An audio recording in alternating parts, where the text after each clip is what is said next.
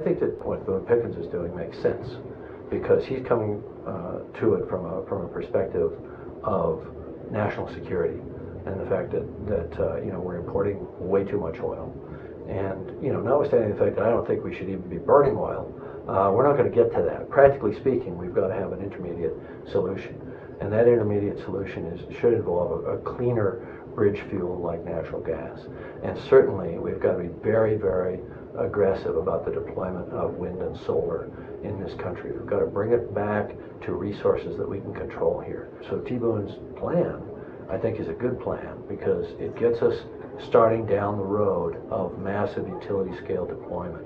And these things are going to take time. It's going to take time for the acceptance of renewable energy on large scales.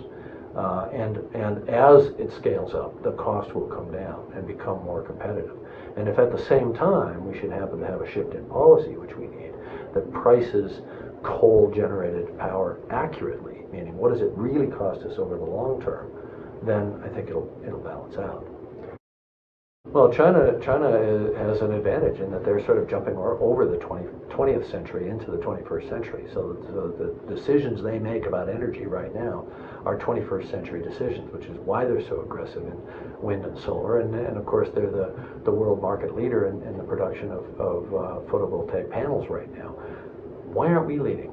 America prides itself on leading the world, kind of conceptually, philosophically, in terms of democracy and a value system. Why aren't we leading the world in the 21st century? We know we've got to change from fossil fuels to renewables. It's inevitable in the case of oil. We're at or past peak right now. Demand is going to far exceed supply in coming years, so it's got to be done. And the countries that are the most aggressive and get there first are the ones that are going to have the strongest, most dominant economies in the 21st century. Doesn't America want to be in that position? Everybody talks about how saving the environment or energy independence is going to create too much of a hit to the economy. It's going to be a much more enormous hit to the economy long term to not be number one in that game. I think anybody that takes a stand at this particular moment in history is a hero, and I don't mean somebody who does some little thing, I recycle my pop cans. I'm talking about taking a stand. I'm talking about making a sacrifice, spending more money now because the government won't price carbon correctly, but spending more money, to do whatever it is, to invest in renewable energy, to buy, a plug-in hybrid, whatever it is, to make the personal sacrifice, to put their life, not their life, but their lifestyle, the way they live, on the line. Because then they're heroes to the nation, they're heroes to their children. Anybody that stands up to be heard at a time when people would just as soon not hear about it. The plan is get on domestic resources. Get on domestic resources. Even though the American public sort of prides itself on being analytical, especially in an election year and so on, in reality, what's happening is they just don't want to know about climate change. They don't want to link energy and the defense of the nation and so on.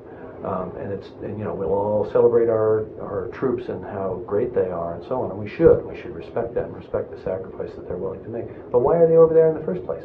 Why are we collectively in our democratic process putting them in harm's way?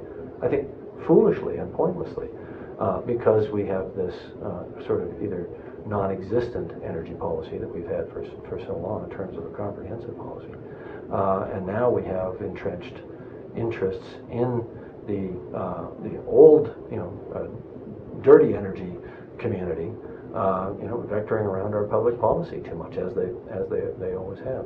So, anybody that's willing to face the facts, do their own personal research, read the books, see what the scientists are saying, see what forward-thinking people are saying about renewable energy and our absolute need for it.